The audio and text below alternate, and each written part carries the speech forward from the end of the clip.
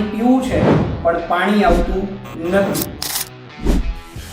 લખવું છે પણ લખી શકાતું નથી, બહાર આવવું છે પણ આવી શકાતું નથી, ભણ્યા બાદ મગજ પણ બંધ છે, બોટલનું ઢાંકણ હોય કે પેનનું ઢાંકણ હોય, દરવાજો હોય કે પછી મગજ હોય, આ બધી જ બંધ વસ્તુને ખોલવા માટે વિદ્યાર્થીએ કોલેજની સાથે શીખવી પડે સ્કિલ. જી હા વિદ્યાર્થી મિત્રો, હું તમને વાત કરી રહ્યો છું આર્ટિફિશિયલ ઇન્ટેલિજન્સ.